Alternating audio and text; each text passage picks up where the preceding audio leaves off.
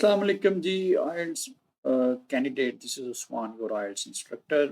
आज की इस वीडियो में आपको स्क्रीन पे नज़र आ रहा है एक आइल्स राइटिंग टास्क 2 का प्रॉम्प्ट। इस वीडियो में मैं आपको आपके साथ शेयर करने जा रहा हूँ वो तमाम स्ट्रैटेजीज़, वो तमाम टेक्निक्स जिनको आप यूज़ करके इस टास्क को समझ सकते हैं और फिर रेलेवेंट अपना जो स्किल है वो इकट्ठा कर सकते हैं। तो इसमें 2-3 स्टेप्स हैं जिनको मैं फ़ॉलो करता हूँ। अ, उसको मैंने 3 स्टेप स्ट्रैटेजी का नाम दिया है। उसमें फर्स्ट स्टेप ये है कि आपने प्रॉम्प्ट को पढ़ना है। आपने पहले समझना है कि आपको जो टॉपिक दिया गया है कौन-सा है। फॉर एग्ज़ाम्पल हम इसको इस तरह समझेंगे, आप इसको पढ़ेंगे, जो प्रॉम्प्ट है इसको पढ़ेंगे, याद रखें जो आइल्स राइटिंग है उसमें जो टास्क 2 है वो प्रोमिनेंट मोस्ट इम्पोर्टेंट टास्क है, सिग्निफिकेंट टास्क है, इसके बैंड में 70% शेयर है। तो अगर आप आइल्स राइटिंग में अपने वर्ड बैंड लेना चाहते हैं तो आपको ये ऐसे प्रॉम्प्ट इस पे काम करना होगा, इसको लिखना होगा। तो ये मैंडेटरी है आपके लिए। इसमें आपने जो एटलीस्ट 200 कीवर्ड का ये जो ऐसे है ये लिखना है। आपको इसके लिए 40 मिनट मिलते हैं, और ये आपने जितना भी काम है वो बड़े प्रोफेशनली, बड़े इफेक्टिव तरीके से करना है। फिर ही आप अपने रिक्वायर्ड बैंड इसमें ले सकते हैं। देखिए 4 चीज़ें हैं जो वो आपके राइटिंग में चेक करेंगे। फर्स्ट ऑफ ऑल वो चेक करेंगे टास्क रिस्पॉन्स। टास्क रिस्पॉन्स क्या है? फॉर एग्ज़ाम्पल ये आपके सामने टॉपिक है। क्या आप इस टॉपिक को समझ गए हैं? क्या आपको इसकी अच्छी तरह समझ आ गई है? और जो कुछ आपने लिखा है वो इसी टॉपिक के बारे में है। दूसरा जो आपके क्राइटेरिया है आपको चेक कर आपकी राइटिंग है चेक करने का, वो है आपकी ग्रामेटिकल रेंज। इसमें वो चेक करेंगे कि आपने जो ग्रामेटिकली स्ट्रक्चर्स जो इस्तेमाल किए हैं उनमें वैरायटी है कि नहीं।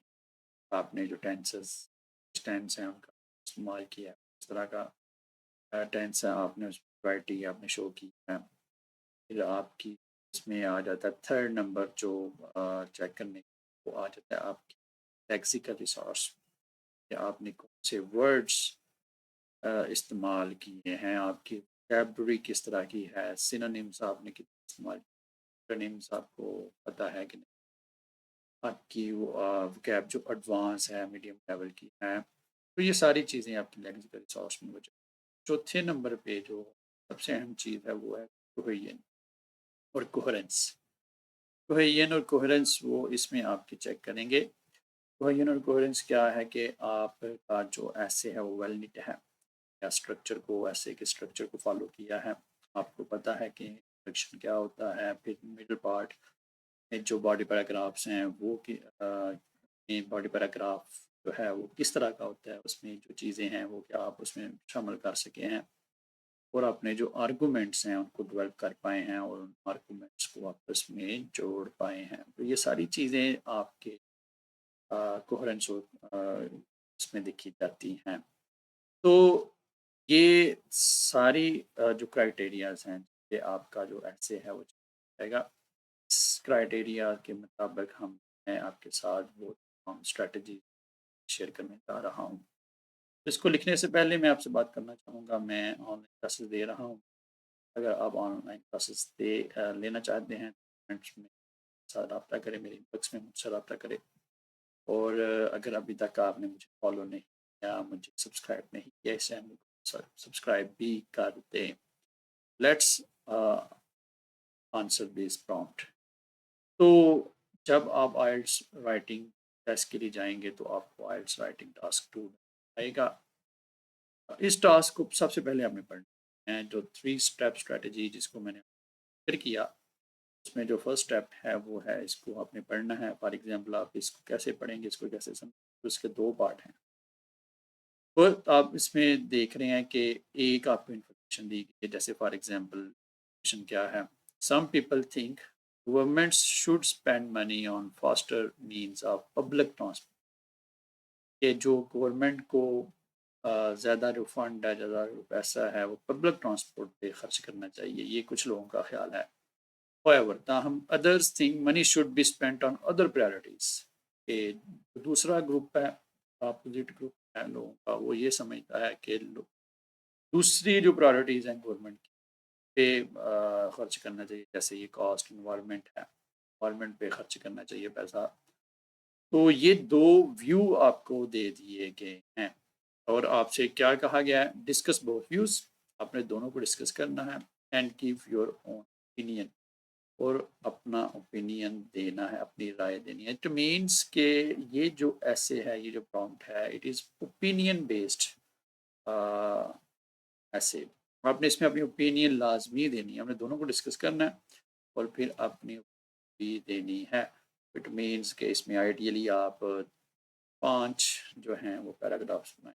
फर्स्ट पैराग्राफ आपका इंट्रोडक्शन हो जाएगा, बॉडी पैराग्राफ में जो नंबर 1 होगा उसमें आप गवर्नमेंट, पहले बात की कि पहले लोग सोच रहे हैं कि जी गवर्नमेंट को मनी जो है वो faster means of public transport पे खर्च करनी चाहिए। तो ये लोग क्यों सोचते हैं, आप इस पे अपना जो ख्याल है, अपने जो आइडियाज़ हैं, अपने जो आर्गूमेंट्स हैं वो देंगे। फिर बॉडी पैराग्राफ नंबर 2 में आप जो दूसरा point of view, however other things money should be spent on this, आप इसको डिस्कस करेंगे कि ये ऐसा लोग क्यों सोचते हैं कि एनवायरनमेंट पे पैसा खर्च करना है, एजुकेशन पे पैसा खर्च करना है, इसी तरह डेवलपमेंट है उस पे पैसा खर्च करना क्यों है। तो ये कुछ चीज़ें आप इसमें दूसरे जो व्यूअर्स को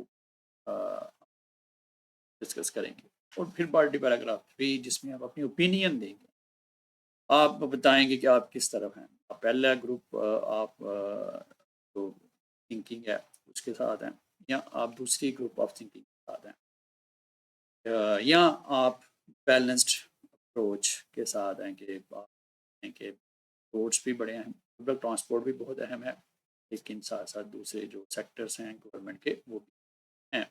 तो आप एक बैलेंस्ड अप्रोच भी दे सकते हैं। और लास्ट आपका पैराग्राफ होगा, वो होगा आपने कंक्लूड करना है। तो अगर आप ये सारा फॉलो करते हैं तो आप ऐसे जो है वो स्ट्रक्चर्ड होगा। तो इसमें आप क्या करेंगे, फॉर एग्जांपल आपने अपने दूसरे नंबर पे जो स्ट्रेटजी का दूसरा स्टेप है उस पर आज अब हम आ जाएंगे। पहले स्टेप में हमने इसको समझ लिया, अच्छी तरह समझ लिया। दूसरे स्टेप में अब आगे हम इस पे अपने आर्गूमेंट्स को इकट्ठा करना है। जो भी ऐसे है, जो भी प्रॉम्प्ट है आपको पता है उस पर आपने तो लिखना क्या है। This is a big question, it's a big big and important question that what should you right, आपको क्या लिखना चाहिए। और अगर हम अपने बैंड लेना चाहते हैं, रिक्वायर्ड बैंड लेना चाहते हैं, तो as you know we have to write relevantly. ये जो पूछा गया है हमें ही लिखना होगा, कि वो आर्गूमेंट ही देने पड़ेंगे जो हमसे पूछेंगे।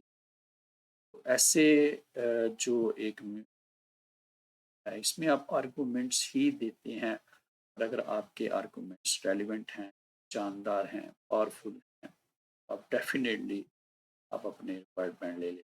तो अब वो आर्गूमेंट्स को आप कैसे इकट्ठे करेंगे, तो उसको मैं नाम देता हूँ ब्रेनस्टॉर्मिंग का। यानी कि आपने ब्रेनस्टॉर्मिंग करनी है। आपने अपने जो रेलिवेंट जो आर्गूमेंट्स हैं वो इकट्ठे करने हैं। जैसे इसमें अब 3 हैं, 3 एंगल्स हैं। अब फर्स्ट एंगल जो है, लोग जो एक ग्रुप ऑफ थॉट है वो सोचता है कि लोग गवर्नमेंट को पब्लिक ट्रांसपोर्ट पे पैसा खर्च करना चाहिए। दूसरा इसमें जो एंगल है वो है, नहीं, एक ग्रुप ऑफ जो थॉट है उसके मुताबिक दूसरे जो सेक्टर्स हैं गवर्नमेंट को उनकी प्रायोरिटी होनी चाहिए। और तीसरा जो एंगल है वो आपका व्यू अपना। अब आपने इन तीनों एंगल्स पे हैं वो इकट्ठे करने हैं। तो ये ब्रेनस्टॉर्मिंग होगी। ब्रेनस्टॉर्मिंग किस तरह करेंगे, फॉर एग्जांपल आप देखेंगे पहला angle, government should spend money on faster public transport. तो आप इस पे सोचेंगे, कोई भी इंसान जो है वो इतना इम्पोर्टेंट, इतना ज़हीन, इतना इंटेलिजेंट नहीं होता कि वो प्रॉम्प्ट को पढ़ते ही लिखना शुरू कर। You will have to think over it. will have to gather uh, get together your all the ideas and that ideas must be relevant. उसके लिए आपको थोड़ा सा सोचना पड़ता है। फॉर एग्जांपल इसमें लिखें कि people think government should spend money on faster means of public name, for example benefits of public transport।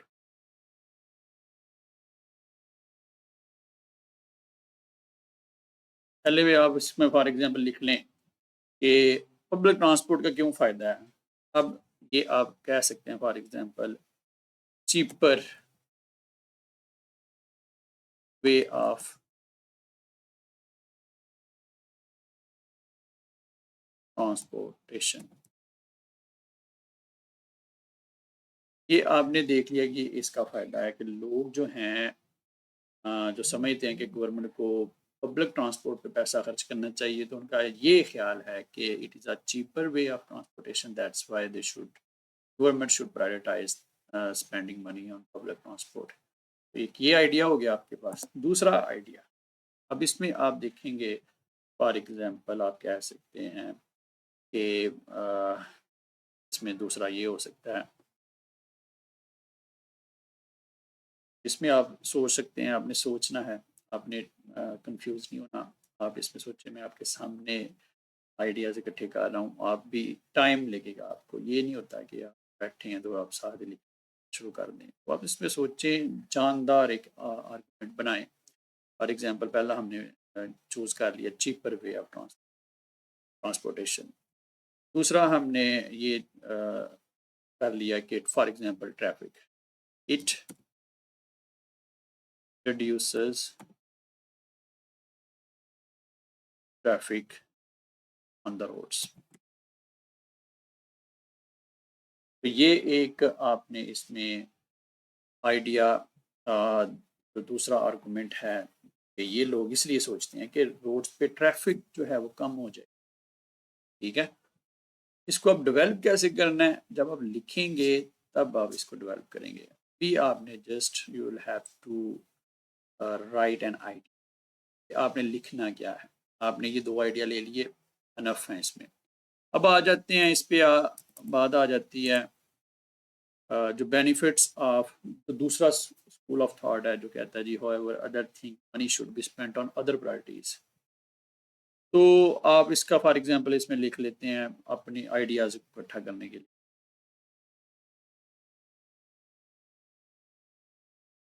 Benefits of, लोग जो ये दूसरा सोचते हैं कि प्रायोरिटी दूसरी होनी चाहिए, वो क्यों सोचते हैं। जैसे फॉर एग्जांपल एनवायरनमेंट है, लिख देते हैं कि एनवायरनमेंट पे करना चाहिए। Benefit of spending money on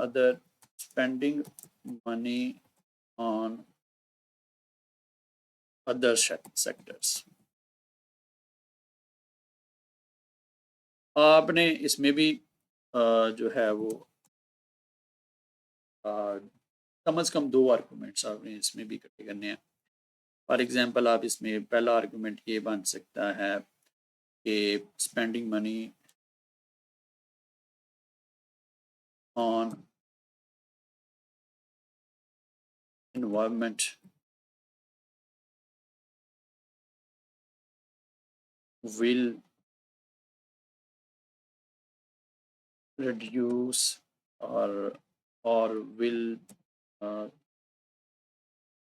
control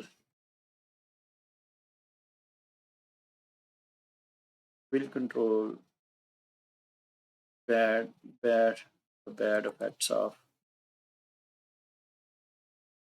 climate change।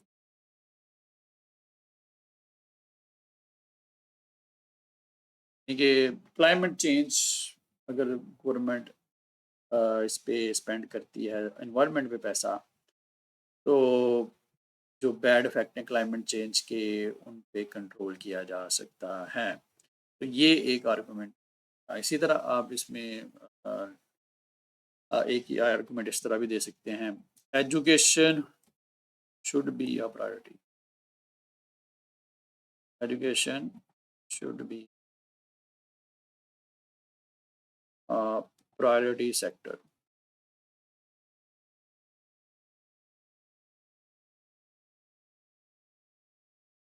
Priority sector for public education should be for public spending. तो ये यहाँ पे आपने तो जो आर्गुमेंट्स हैं वो आपने बना लिए कि पहला आपने बताया कि इन्वायरमेंट पे स्पेंडिंग से आपका जो क्लाइमेट चेंज है जो जिसकी वजह से मुल्क से फ्लड्स आ रहे हैं, एराटिक वेदर पैटर्न्स हैं उनको कंट्रोल करने में मदद मिलेगी। दूसरा आपने लिख दिया कि education must be A priority, ये भी बहुत अहम चीज़ है। एजुकेशन अगर आप तरक्की करना चाहते हैं, मुल्क आपका आगे बढ़ना है तो गवर्नमेंट को एजुकेशन पे फोकस करना चाहिए, क्योंकि हमारे मुल्क के अंदर every country lot of people are uneducated, and this is the most important empowerment, particularly for women. अगर औरतों के पास एजुकेशन है तो बहुत ही अच्छा एक चीज़ है। अब आ जाते हैं आपका व्यू। आप इसमें लिखेंगे फॉर एग्जांपल माई व्यू। आपका व्यू क्या है? फॉर एग्जांपल आप लिख लेते हैं a balanced spending is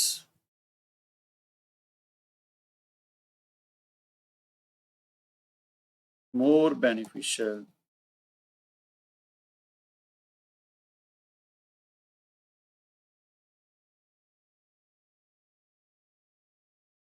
is more beneficial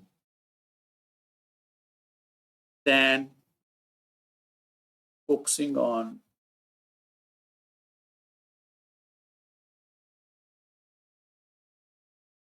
just on a single on a specific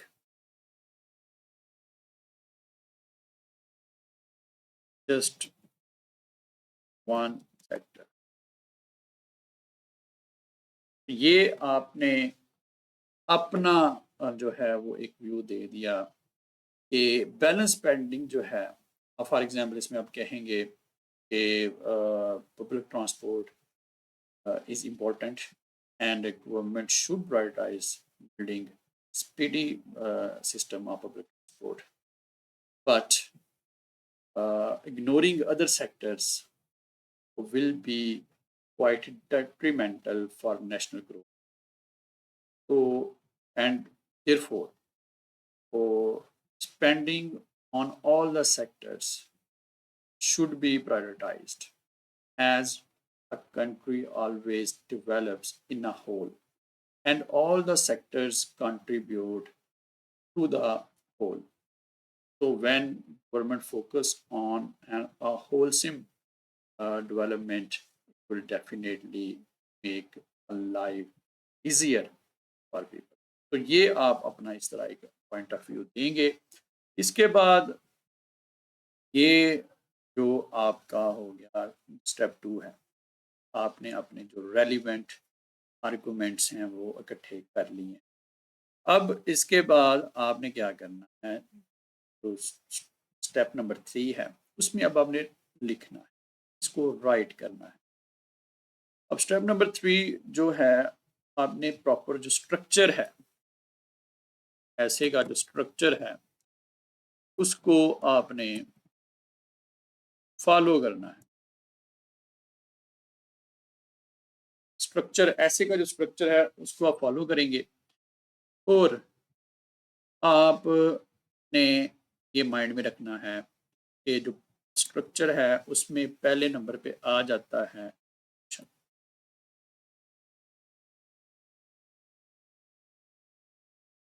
आपने इंट्रोडक्शन लाजमी। इंट्रोडक्शन में क्या होगा, फॉर एग्जांपल इसी को आप पैराफ्रेज करेंगे, आप कहेंगे there are lot of people think that government should prioritize faster means of public as they would help in making transportation a cheaper, while others think that government should focus on other sectors of national growth like environment and education.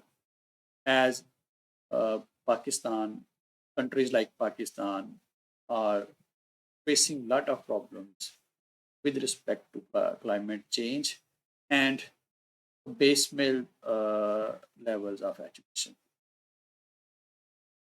But but the logical and more prudent strategy must be to spend on all the sectors because a nation develops. So in this essay, I will discuss both the views before giving my.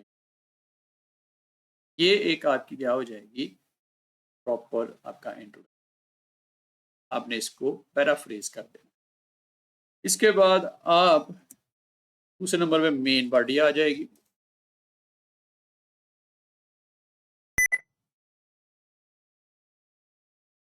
Main body आ जाएगी, इसमें आप जैसे कि main body में आपने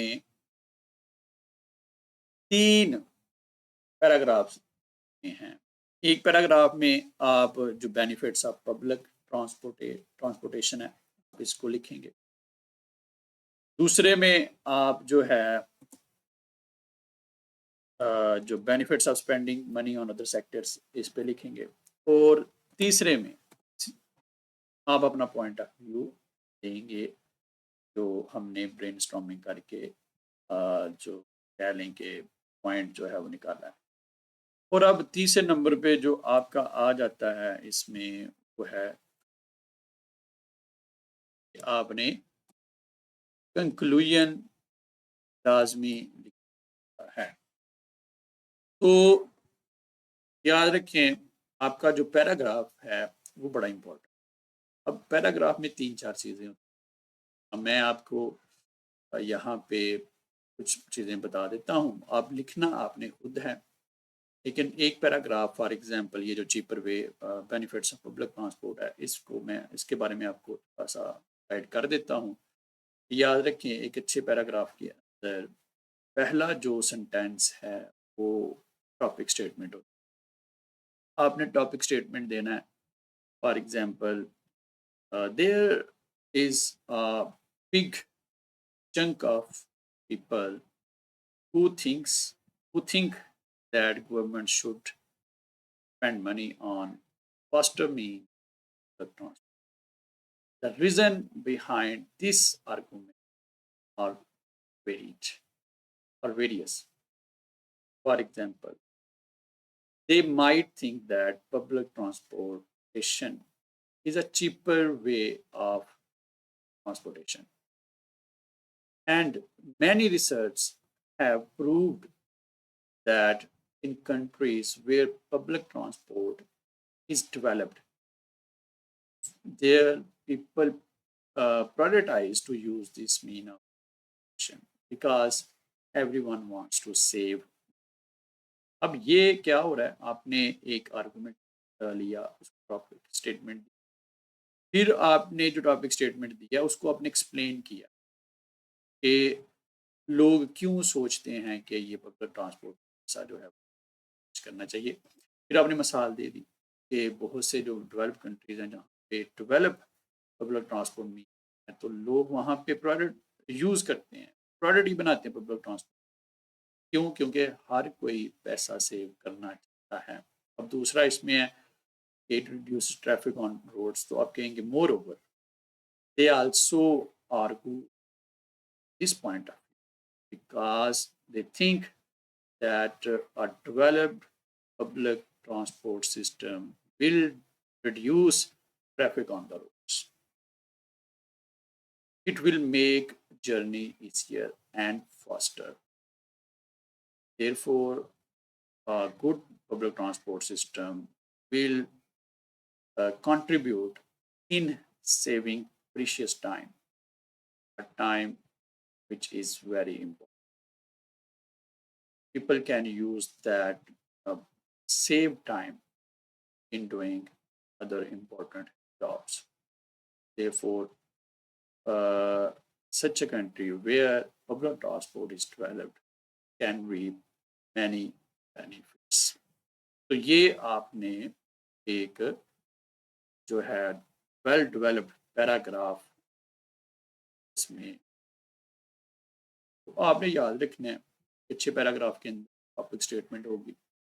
for example अब आप जो दूसरा पैराग्राफ है इसको लिखें, फिर उस टॉपिक स्टेटमेंट को आपने एक्सप्लेन करना है, फिर उसमें आपने एग्जांपल्स देनी है, आपके पास अपनी लाइफ से कोई एग्जांपल हो उसमें आप एग्जांपल दें। तो और फिर उसी जो आपने एग्जांपल दिया है उसके एंड में आप दोबारा रीस्टेट करते हैं टॉपिक स्टेटमेंट। तो ये एक अच्छा पैराग्राफ इस तरह बन जाता है। फिर तीसरे नंबर पे जो हम यहाँ पे देख रहे हैं, अब कंक्लूजन जो है वो बहुत इंपॉर्टेंट चीज़ है। याद रखें कंक्लूजन में आपने कभी भी कोई नई चीज़, नया आर्गूमेंट नहीं देना। आपने जो कुछ भी बोलना है, जो कुछ भी लिखना है कंक्लूजन के अंदर, वो पहले से जो लिखे हुए आर्गूमेंट्स हैं उनके मुताबिक, और इसको आपने स्टार्ट करना है। In conclusion we can say that, for example आपने प्रोसीडिंग जो पैराग्राफ था उसमें अपना पॉइंट ऑफ व्यू दिया, आप इसमें कह सकते हैं in conclusion we can say that a balanced approach is much better than focusing on just one sector of public life. Government, as they present the whole country, they should focus on all the sectors of life which are essential for progress and prosperity for the people of the. आपने इसमें कोई नई बात नहीं करनी होती है। आपने जो ऊपर आर्गूमेंट्स दिए हैं उन्हीं को आपने कह लें कि उनको अपने सम अप करना है, और आखिर में जो आपने अपना देना है एक सेंटेंस देना, वो पॉजिटिव नोट पे इसमें सेंटेंस लिखना है।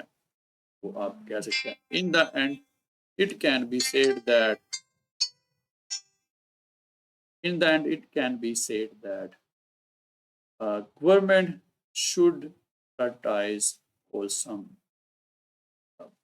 progress, and spending on all the sectors of public life will definitely enhance wholesome progress of the country.